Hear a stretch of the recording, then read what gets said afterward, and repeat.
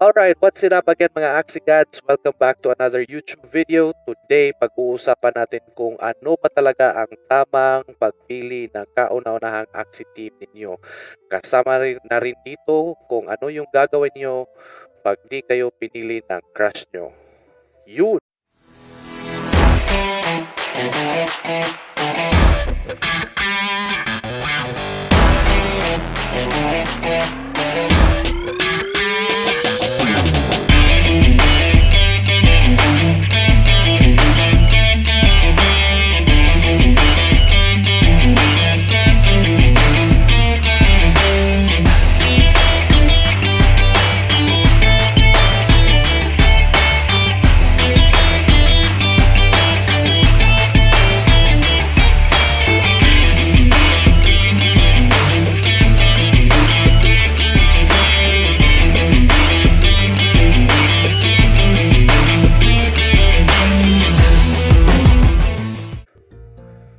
So before you purchase your first Axie lineup, it's very important that you already have a vast knowledge on how Axie, its body parts, and its card abilities work.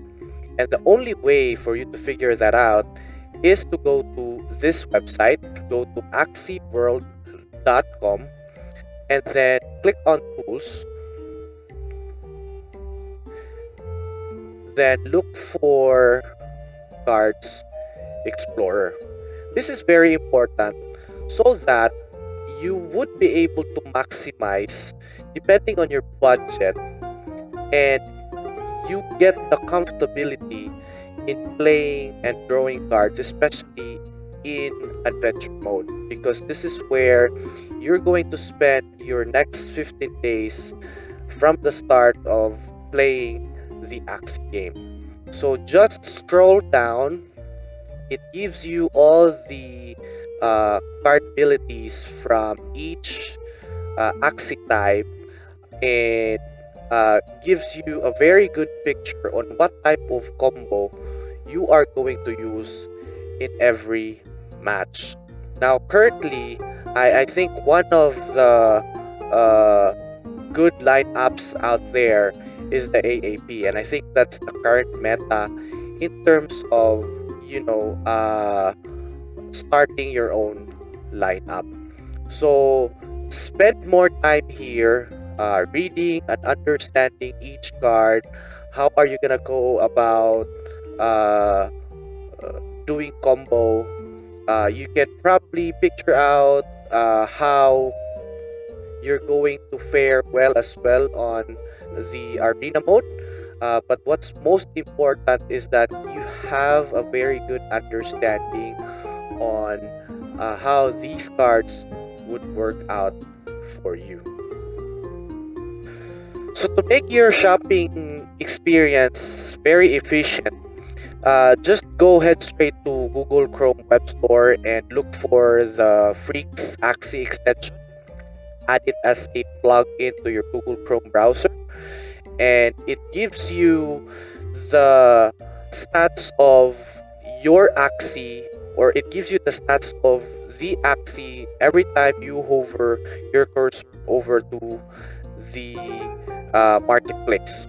So, say for example, this it's not pure Axie because its recessive 1 and 2 has a mix of other uh, Axie's parts or abilities. From here sa marketplace, what you want to do first is to filter out those things that you just want to see only. So say for example, you want to filter out to show aquatic class types only. And if you want to be a breed specific because you want to become a breeder anytime soon, then you can filter to show only Axies with no breed count. And since you wanted to become a breeder, it's also important for you to filter out to only show you Axies with 100% purity. Now, next you want to do is to filter out the parts of your Axie. Earlier we had it to axieworld.com and explore read card abilities. If you're building up an Aqua Axie class, uh, most common part combo is the Koi or the Upstream Sweep and the Nemo ability, which is the Tail Slap. And from here, you can start clicking on each Axie it presented to you and see if it meets your preference to have an Axie Aqua on your team.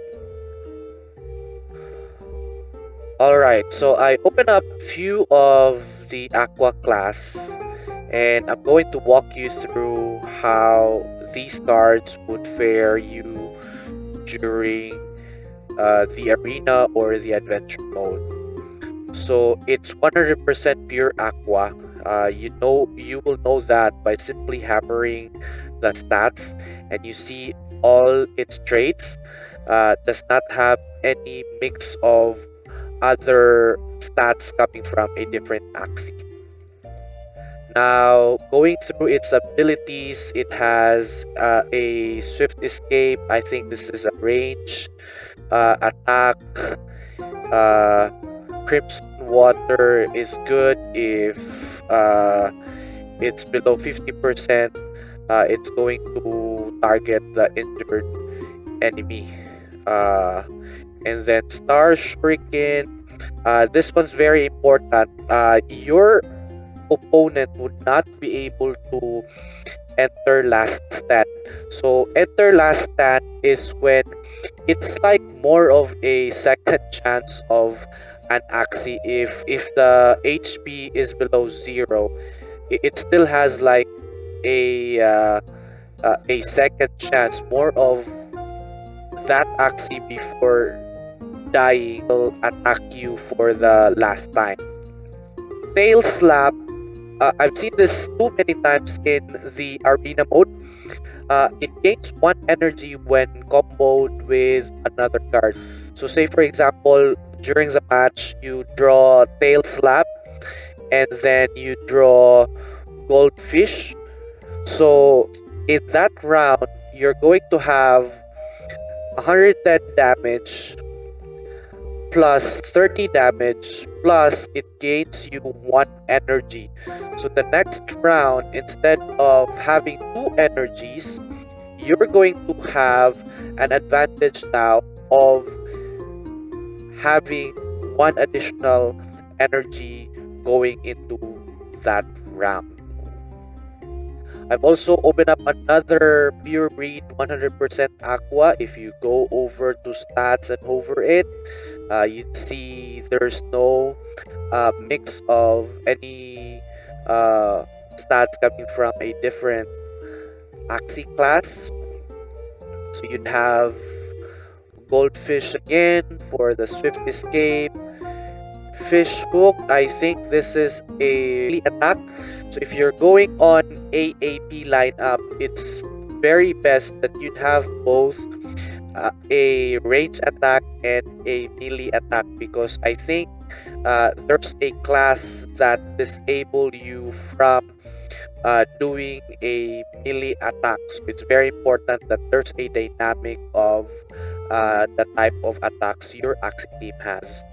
Oranda or the Hero's Bane, it's the same as the one earlier that end your target's last stand. So if their HP goes below 0, that's the end of that Axie for that match. Upstream Sweep, apply speed to this Axie for 2 rounds when comboed with another aquatic class card. So if you draw this card alone, the speed won't apply. So it has to be a combo. So either you draw Upstream Sweep or Fish Hook, or you draw Upstream Sweep and Swift Escape. It's very important to take note of the maximum damage of your Axie card. This one here says 110. This one here says 100. 20. So I applied the same manner when I was doing my own picking of my first lineup here in the Axie Infinity game.